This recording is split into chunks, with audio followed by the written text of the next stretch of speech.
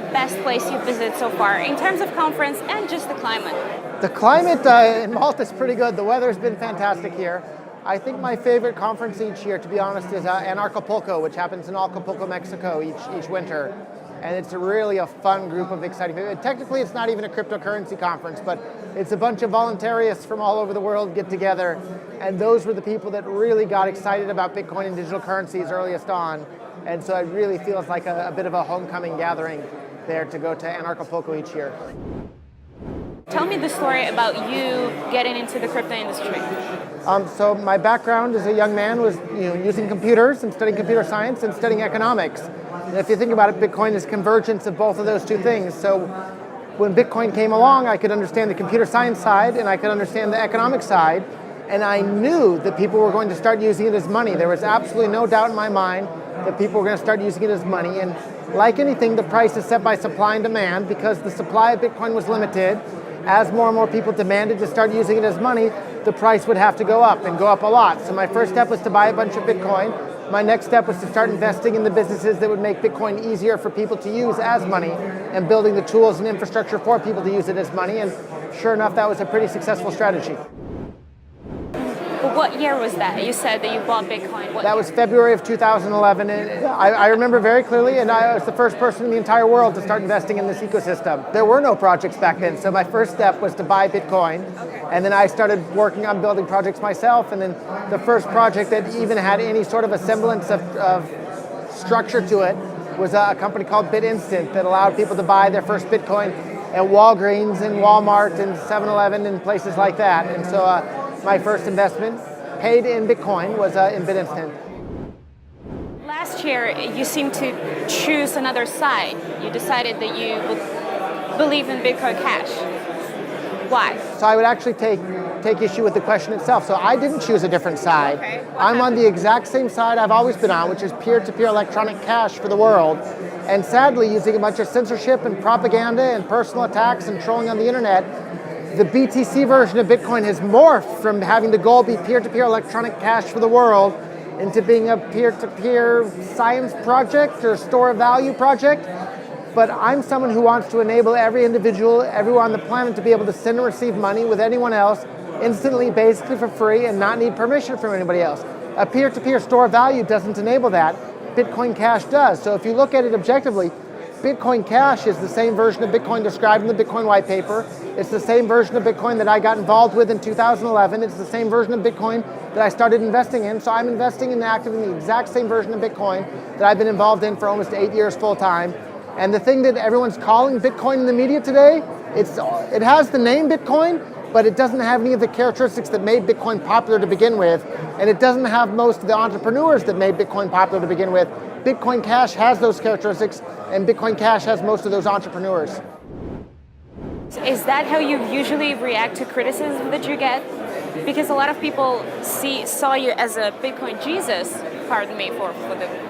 And right now, a lot of people feel like you've chosen another way.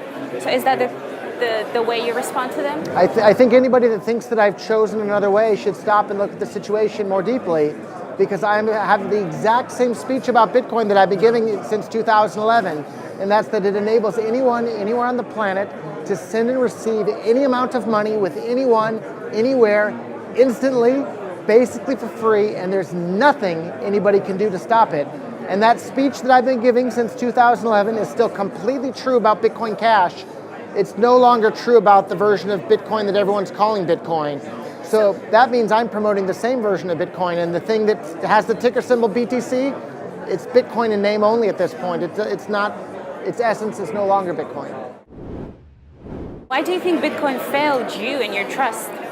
A bunch of people managed to hijack the project using censorship and literally deleting posts of anybody that advocated for the original Bitcoin. And that's why you have almost all the original early adopters of Bitcoin. People like myself, the first investor in the entire world in the ecosystem, is busy promoting Bitcoin Cash today. Gavin Andreessen, the person that Satoshi Nakamoto, the creator of Bitcoin, turned over the project to when he left, is a big fan of Bitcoin Cash and is busy promoting Bitcoin Cash today. Almost all of the early entrepreneurs, the Coinbases, the blockchain.infos, the bitcoin.coms, the Bitcoin Twitter account, all of those people are busy promoting Bitcoin Cash because it's the version of Bitcoin that we fell in love with back in 2009, 10, 11, 12, 13. And Bitcoin Cash is Bitcoin if you look at it objectively. So in your opinion, Bitcoin Cash is the Bitcoin? Is it perfect right now? No, there's always room to improve anything in the world. There's 1,001 different cryptocurrencies out there competing for market share. And at the end of the day, that's a good thing. It's a Darwinian evolution of cryptocurrencies. And at the end of the day, we wind up with stronger, more robust, more useful cryptocurrencies for the world to use. And Bitcoin, BTC, is not guaranteed to be the winner in the end. Neither is Bitcoin Cash. And if something better that comes along that brings more economic freedom to the world and has the ability to give more people more control over their own finances, I'll gladly promote that. I'm going to promote whatever I think is the best tool to bring more economic freedom to the world. And today, I think that tool is Bitcoin Cash. But tomorrow, if it were something different, I would promote something different. But today, it's very clearly Bitcoin Cash. You've mentioned recently that adoption has been failing it, so we don't have mass adoption right? For BTC, yeah. So the BTC version of Bitcoin has literally been having reverse adoption. You have businesses that used to accept it, stop, and then you have these BTC nutcases cheering and saying this is a success when people stop using the BTC version of Bitcoin. That's just absolutely mind-boggling to me, and I'm glad not to be a part of that community any longer. I'm glad to be a part of the peer-to-peer electronic cash system community. So, and if there is mass adoption for other cryptocurrencies? I think the ones that are the most useful will be the ones that are used by the most number of people. So I'm a fan of the privacy coins. I think are fantastic. The Monero, the Zcash, the Zcoins, those are really interesting. The ICO platform tokens, of course, Ethereum is incredibly interesting. Bitcoin Cash has tokens on Bitcoin Cash now as well, which ICOs are happening on Bitcoin Cash. So anything that's useful, people are going to use. And I'm not married to any one single cryptocurrency. I'm going to use the ones that are most useful to me in my life. And today that's Bitcoin Cash, but I'm not hostile to anything else other than maybe the people that hijacked the Bitcoin brand name, the people like myself built up into the ecosystem that it was today, and they've morphed it into something that's not Bitcoin. I'm a little bit upset and annoyed by that, but oh well. There are a lot of jurisdictions that tend to accept crypto or be very friendly to blockchain and crypto ecosystems. Yeah. New York is not one of them. Yeah, so my question is actually about the United States.